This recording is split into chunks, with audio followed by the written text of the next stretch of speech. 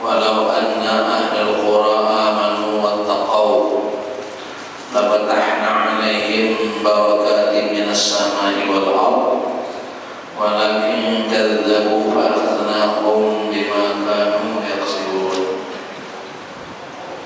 Sadaqallahul azim.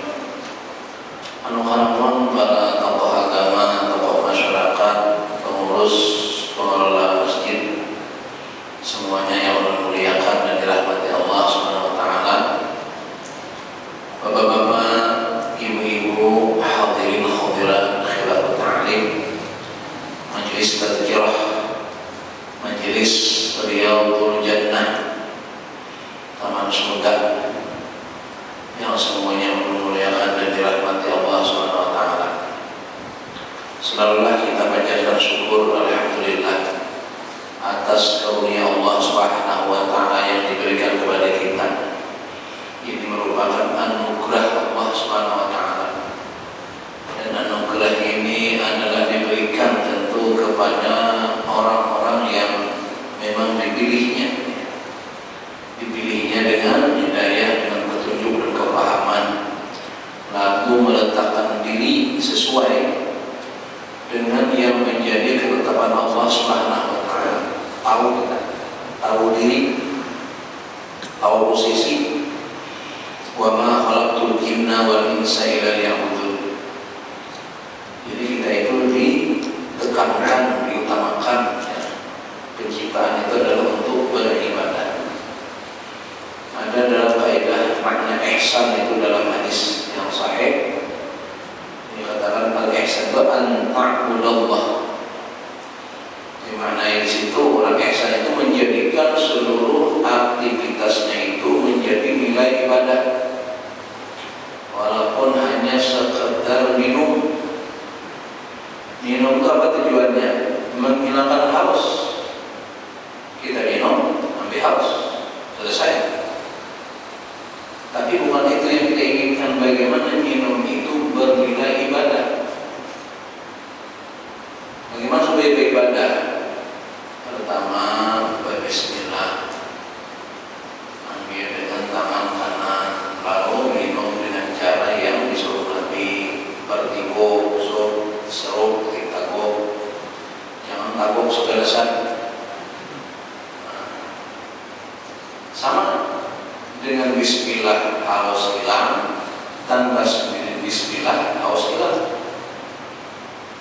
Tapi dengan minum berbismillah lalu jadi ibadah, maka dia akan bernilai amal soleh. Jadi minum tadi berupa amal soleh. Nah, lalu dia menjadi hasanah. Bila itu satu hasanah, Allah akan balas berupa pahala. Jadi minum berpahala, haus hilang, pahala dapat. Hausnya di dunia hasanah hilang, hausnya segar kita, tapi ingin kita menunjukkan kepada fil akhirati hasanah supaya bernilai akhirat. Kalau dibanding dengan dunia selesai, haus kayak pulang, haus pulang, minum pulang, kayak haus pulang, minum pulang. Tapi kalau hasanah akhirat itu tadi dari pahala total. Lalu berdiri ukhrawi namanya wal akhiratu khair wa baqa. Bila itu bernilai akhirat karena tadi hasanah, amal soleh jadi hasanah yang bernilai akhirat, itu dia sesuatu yang nilai lebih baik, kekal. Pahalanya itu banyak. Kalau bayinya habis sudah selesai.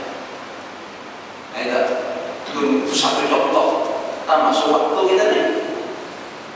Waktu juga. Nah,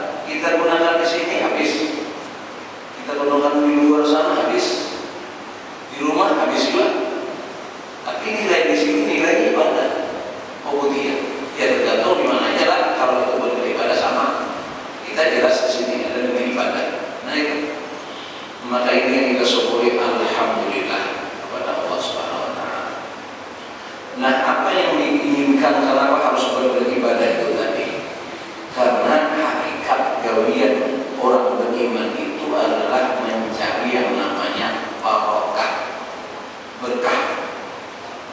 Misalnya kita makan, contohnya lah makan. Jadi kita mau makan, tadi doa umum, Bismillah umum, apa aja. Kalau kita ada tahu di doanya, Bismillah selesai. Nah, tapi ada pula doa khusus. Ketika kita makan itu, doa makan. Allahumma barik lana fima razaqtana wa qina azabannar. Coba lihat makna doa ini lah. Jadi dengan kita makan kan maknanya rezeki nih. Razaqtana ini rezeki Allah berikan kepada kita ini. Kayak apa dia mempunyai nilai-nilai barakah. Allahumma barik lana fima razaqtana. Ya Allah, berikan berkah kepada kami dengan apa-apa yang Engkau rezekikan ini. Yang ketika itu sesuatu yang berkah, tentu kita harapkan waqina azabannar, sebab kada sedikit gara-gara makanan yang tidak jelas, kalau bisa haram, bisa sesuatu itu yang ada baik, itu jadi masalah buat kita. Dan yang paling mengerikan ketika makanan itu justru menghantarkan kita ke neraka. Bukankah kata Nabi sesuatu yang disuap, yang dimakan adalah yang haram menjadi darah daging kita yang layak untuknya hanya abdi neraka. Alhamdulillah. Nah, maka kita makan itu supaya yang masuk ke dalam badan adalah sesuatu yang barakah. Kita doa. Lalu orang berumah tangga kawin di atas pelaminan, kita datang mengucapkan tahniah, doa. Kalau kita ketemu memulai, kita doakan. Nah, doanya apa? Barakallahu lakuma. Jadi diharapkan pasangan ini ya dengan makanan tadi mendapat berkah, ya. Pasangannya pun dapat berkah. Bukannya sekadar dapat bagi laki-laki dapat istri, bagi perempuan dapat suami. Bukan itu, bagaimana perempuan yang diistri itu menjadikan barakah dalam hidupnya. Gitu. Nah, lalu lahirlah anak dari proses perkawinan tadi, lalu tasmiyah pula. Doa tasmiyah apa? Barakallahu lahu, barakah pula. Nah, berkah harusnya kita cari. Nah, lalu di mana sumber berkah itu? Tadi belum baca pada mukadimah. Nah, mukadimah tadi diambil dari surah Al-A'raf ayat 96. Surah Al-A'raf ayat 96, Allah berfirman, walau anna ahlal qura amanu wattaqaw la fatahna alaihim barakatin minas samai wal ardh. Sekiranya penduduk suatu negeri, rakyatnya kita deh, kita ini rakyatnya, ahlul qura, bukan pemimpin. Nah, dituntut di sini adalah rakyat, ahlul qura yang mendiami suatu negeri. Gitu. Gimana mereka keadaannya? Amanu, mereka orang-orang yang beriman. Wattaqau, dan mereka orang-orang yang bertakwa. Bila dua ini ada pada satu negeri, Allah katakan dengan tauhid, la fatahna, sungguh kami bukakan bagi mereka barakat, banyak berkah yang dicurahkan dari langit dan dihamparkan di muka bumi. Jadi langit dan bumi memberikan kebaikan, barakah. Makna barakah apa? Karena artinya berkah atau bukan? Kami bahas di bawaan barakat itu bawaan mulik saluran, membarakat caranya. Jalan kan, jadi bisa jangan dibawa kulit, bisa membuai lawangnya, itu membarakat caranya. Ada abadnya barakatnya. Nanti terjemahkan ke situ lah. Kalau barakatan makanannya rakatan barakat itu. Kalau ayam panggang barakat itu. Jarang pak di kampung ayam panggang lah. Raja tuh lepatan. Tapi nyaman biar jajangan jajangan itik kok salah pak. Ada lagi pak,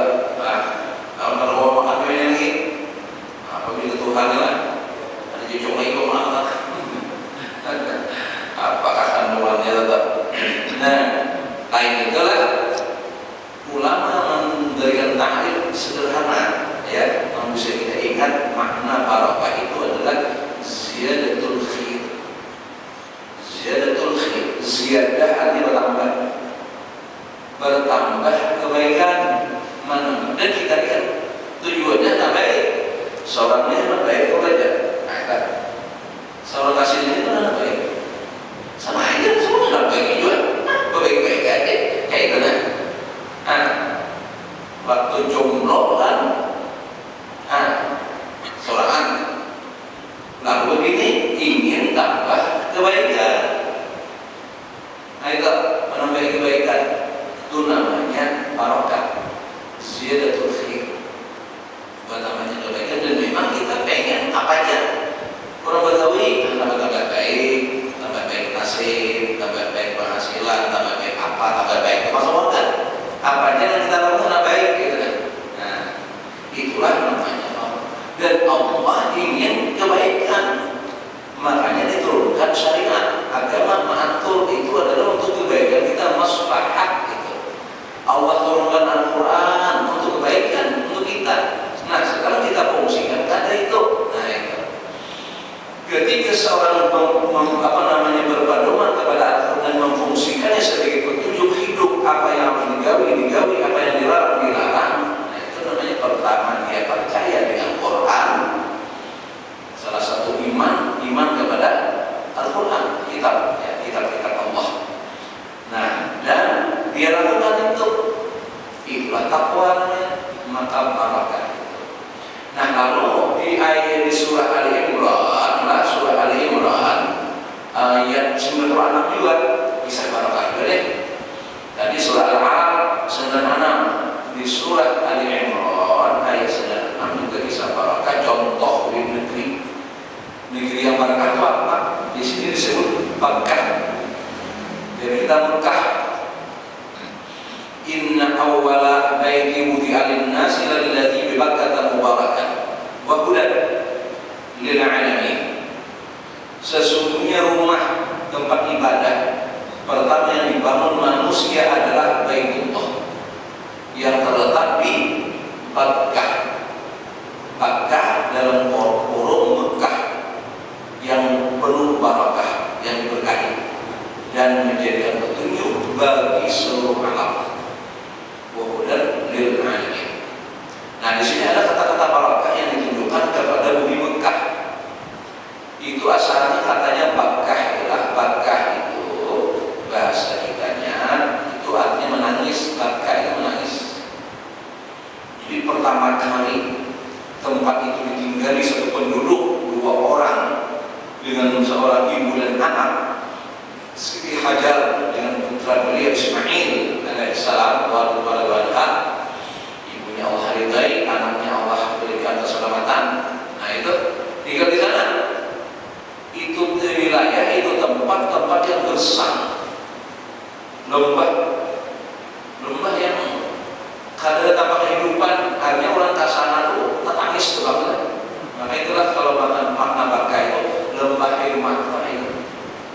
Nah, tapi karena di situ nilai-nilai iman yang ditanamkan oleh Nabi Ibrahim alaihissalam dan putra beliau Ismail, yang akhirnya nanti itu adalah tempat yang diambil kembali Nabi kita SAW, yang di sana ada tanah haram yang hanya dihuni oleh mereka-mereka yang taat dan beribadah kepada Allah Subhanahu wa taala. Maka tempat itu jadi tempat barakah. Itu contoh satu wilayah yang penuh barakah gitu kan. Itu adalah Makkah itu. Nah, salah satu indikasinya di antara ciri-ciri keberkahan itu, lihat wilayah itu kering, rontang. Kalau kita lihat aslinya lah, kalau kita pernah umrah atau haji melaksanakan ibadah sa'i, kita sampai ke batas penghujung Safa dan Marwah itu dibatasi ada satu tempat berburung kaca itu kan, itu batu, itu aslinya itu di Safa itu. Nah ini kan naik air kita kan meluncur di letak, itu asli ulang pakai motor listrik ulang. Nah balik kalau ibunda Sarah apa namanya Hajar naik itu Safa dan Marwah. Nah itu kan alam-alamnya batu-batu cadas itu. Ini kan karena sudah dirami di gedung-gedung mewah. Nah itu sudah berubah, aslinya seperti itu. Itu barakah yang Allah katakan penuh barakah. Nah tanaman yang tumbuh di sana yang menghasilkan buah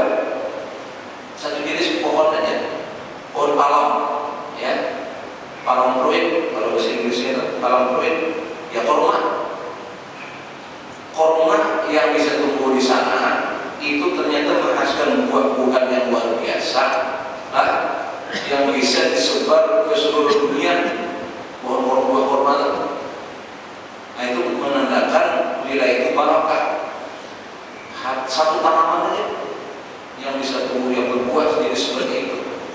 Nah, mohon maaf sekedar kita mengevaluasi, mengkritisi dan negeri kita Indonesia Raya nih, dan kita peringati kemarin 79 tahun merdeka. Banding sekarang negeri kita nih, yang merupakan mayoritas Muslim. Jadi jumlah penduduk Muslim Indonesia ini lebih banyak dari penduduk Muslim Saudi Arabia, penduduk Muslim Yaman, penduduk Muslim Yordania. Bila di total jumlahkan paling banyak Muslim Indonesia. Cuma dibanding dengan nilai-nilai barakahnya juga di hadirat. Nah, itu. Kita ini jenis pohon alam macam-macam. Bahkan setiap pohon itu fungsinya macam-macam. Contoh, nyior menghasilkan buah nyior. Buahnya itu tak pakai mulai sabut, tampurong sampai ampas nyiornya. Fungsinya boleh. Nah, itu buahnya. Pohonnya mulai daunnya, mulai dayangnya, pohonnya, haunggutnya, semuanya. Soalnya ini nyior. Belum lagi sawit, hanau, berfungsi juga. Diulas sapu, diulas ikan harum. Itu obat hanau itu asalnya. Nah, apalagi sapu, diiris malam-malaman dulu deh. Mau kira-kira macam-macam kita isi. Tapi hasilnya beda utang. Ayo. Ini kita pertanyakan nih diri kita, kenapa itu? Kurang semacamnya pohon kurma aja, itu macam-macam, fungsinya macam-macam. Tuh hanya semacam palem, kita juga diisi palem aja, kulit. Jadi pelenggiran dalamnya batu bara, emas, nikel, timah, ada semua kita nih. Kenapa? Nah, ini kalau kita terevaluasi ini kembali pada Quran tadi, periksa aman wa taqawnya kayak apa. Nah, hanya kita evaluasi ini ya. Ulun hari apa kan hari 17 bulan kalau daerah apel di sini kuling perjalanan asal penduduk asli negeri kampung itu kan sedikit aja semuanya banyak musafir. Subaran masih itu bejuget perlombaan 7 Agustus. Itulah aman wa taqwa. Wajar ya kalau berkah memperingati kemerdekaan ini semuanya salah. Kurang kalau azan itu kan beban pada berkata musik kita. Ada lagi banyak. Siapa itu? Muslim. Maka tadi prinsip dasar itu berkah aman wa taqwa. Kalau kita lihat itu ya itulah sudah ada kita nih. Apalagi naik kota belum lagi kebijakan kita hari ini yang macam-macam aneh-aneh itulah. Nah, kemudian ada kasus apa istilahnya copot jilbab bagi paski beraka di Jawa Sumatera. Mbak itu pulang nih menyediakan kondom anak pelajar. Ya, anak pelajar dikasih kondom apa maksudnya? Nikah nggak boleh. Jangan pelajar kita anak berusia di bawah 19 tahun tuh sidang nikah dulu. Bulan urusan banyak awal. Pelajar dikasih kondom apa maksudnya kan? Aman wa taqwa. Ayo, khitan perempuan diharapkan pada agama mustahab. Fikih jelas sudah mendapat hukum fikihnya. Bagus, mustahab, disukai agama oleh negara haram, dilarang. Nah, apa prinsipnya anak-anak kita? Nah, ini masalahnya. Nah, kalau ada kondisi kita inilah, ya sudah, ya belajar aja dalam berkah. Yang utama punya masalah. Tapi kita akan putus asa karena di situ yang dituntut adalah kita ahlul quran. Ya pemerintahan itu sesuai di mana cerita tentang pemerintahan zaman Sayyidina Ali. Jadi Sayyidina Ali ini kondisi Madinah, kondisi Kufah itu chaos. Mulai dari terbunuhnya Sayyidina Utsman itu keadaannya banyak perang saudara, perang sipil, perang Jamal, itu sudah perang antara sesama kaum muslimin. Kalau ada sebagian orang maniwas ke Sayyidina Ali, wahai Khalifah, wahai Ali, nah, dulu waktu kita zaman Abu Bakar, zaman Umar, kok damai-damai? Karena apa? Bagian pemerintah kacau kayaknya. Apa kata beliau? Zaman Sayyidina Abu Bakar dan Umar, rakyatnya tuh undang, rakyatnya undang. Pas undang pemerintahnya, rakyatnya nyawa. Nah, apa maksudnya? Ketemu rakyat. Dulu kan tidak menekan aku, rakyatnya aku. Pas aku pemerintahnya, rakyatnya aku menekan. Nah itu, karena di Quran itu ahlul Quran kita, nama ini mulai dari kita. Nah sekarang kitanya pada apa? Nah itu tadi. Ini ampun membahas jilbab paski-beraka anak seorang mah, bini seorang mah, dijilbabnya sudah memprotes kebijakan pemerintah, kebijakan seorang mah. Nah itulah sekadar evaluasi kita dulu soal perintah Qurannya kan, ya ayyuhalladzina amanu qu anfusakum wa ahlikum nara. Kan siapa kita Pak? Kita masing-masing kita, sebab negeri ini dihuni oleh kita baik, keluarga ini baik, keluarga ini baik, kan negeri ini. Ini kayak apa? Kita yang kamu, keluarga yang kamu, kayak apa? Negara lu kamu juga. Kayak itulah keluarga. Nah, sebagaimana kenapa Mekah itu, padahal Mekah itulah terkenal dihuni oleh bangsa jahiliyah.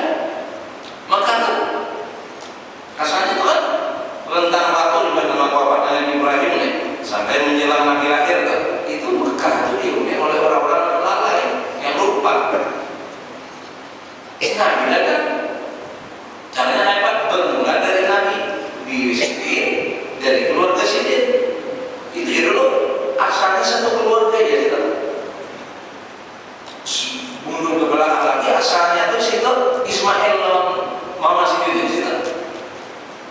Nah, tapi membentuk satu komunitas yang luas, negeri Mekah gitu. Nah, lalu Nabi dengan keluarga asalnya, tapi dengan komitmen, dengan keyakinan yang berbekal petunjuk Allah yang Iqra itu beliau jalankan. Tantangan dahsyat tetap dijalani. Nah, tentang waktu yang tidak kurang lebih 20 tahun saja. Nabi hijrah tahun 13 Hijriah. Mekah dikuasai kembali tahun 8 Hijriah. 1388 berapa?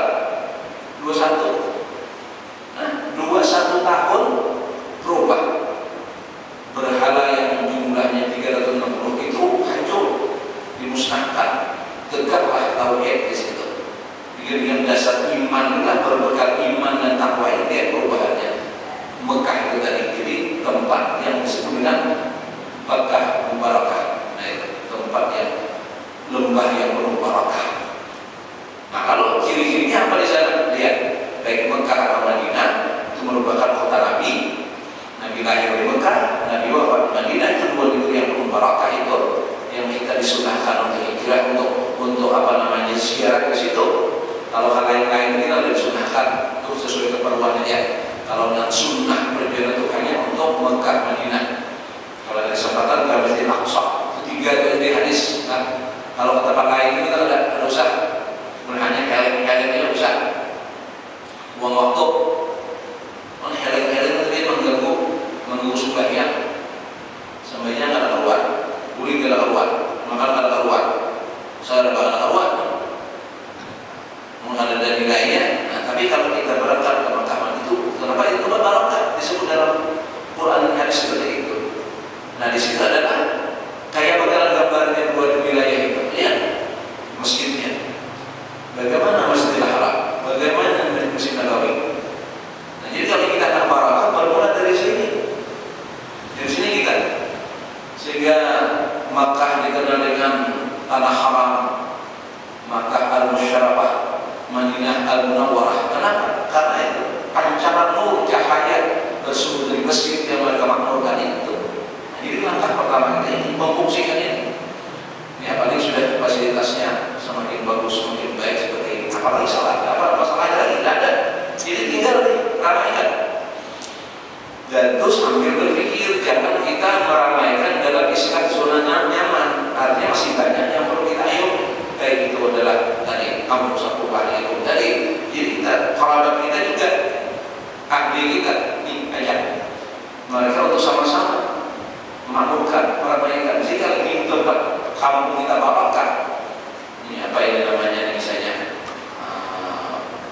desa pengurus baru lah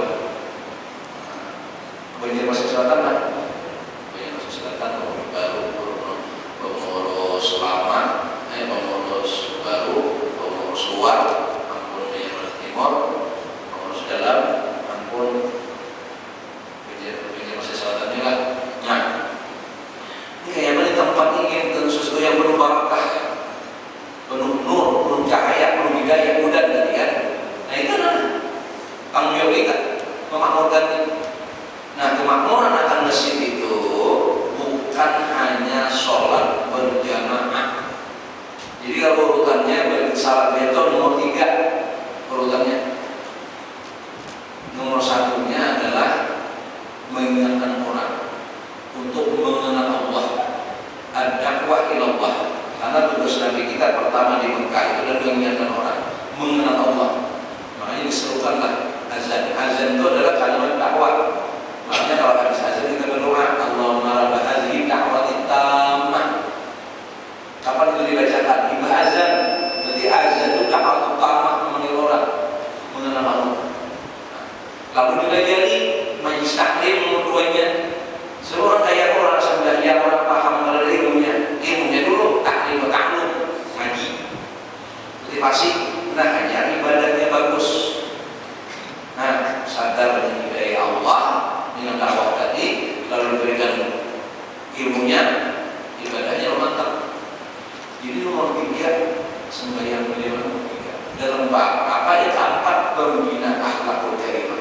Di mana kita di sini membina akhlak yang bagus, berkasih-kasihan, bersayang-sayangan. Di sini tidak ada kata-kata kasar, tidak ada teriak-teriakan kayak di pasar, kata hadis itu. Di sini tempat berkasih sayang, suara yang lembut, membina akhlak yang bagus, mengajarkan anak yang baik, dan seterusnya. Hal itu terjadi, insya Allah negeri kita, wilayah kita, rakyat kita menjadi tempat yang barakah, penuh barakah, banyak kebaikan. Nah, itulah harapan kita dengan sedikit mengambil lebih jelas dan jelas tentang peringatan kemerdekaan ke-79 tahun 79 tahun para 80 ya, sepuh itu nenek. Nah, dalam sisi-sisi lain banyak kalau kita mau mengevaluasi ya, ini termasuk dalam hal kebangsaan, nasionalisme, banyak mengurang dia berkurang. Indikasinya apa? Orang mulai pasang bendera dari bendera titik buru mana? Luar seorang, baik itu warna yang dipasangnya. Banjarmasin menyebar dapat semalam itu secara nasional ada penyebaran 1 juta merah putih. Banjarmasin dapat dibagi semalam per 4 dalam pembagian itu. Ternyata apa? Yang kita evaluasi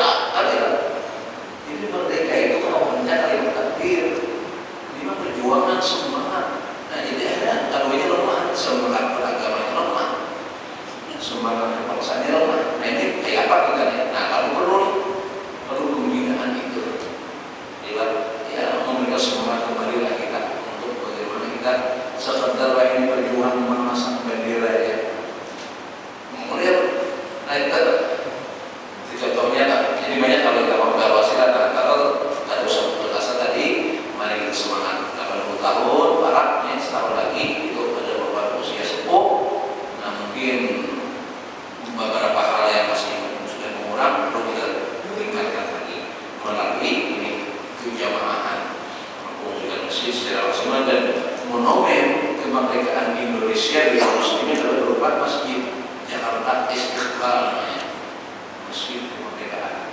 Nah itu kan, jadi itu monumen tidak dia ada monumen kayak patung, orang-orang di luar itu patung kalau patung Lenin, patung apa banyak-banyak patung berpimpinan dan bangsa patung. Kalau di satu masjid monumennya. Nah, perjuangan Nabi di Madinah bangun masjid Madinah, di Kuba bangun masjid Kuba, di Mesir bangun masjid Amr bin Al-As. Jadi masjid-masjid itu yang difungsikan untuk ibadah. Itu monumen kita. Jadi kita pada bangunan patung-patung berfungsi, kita mau difungsikan sebagai rumah ibadah dan pengabdian kepada Allah Subhanahu wa Ta'ala.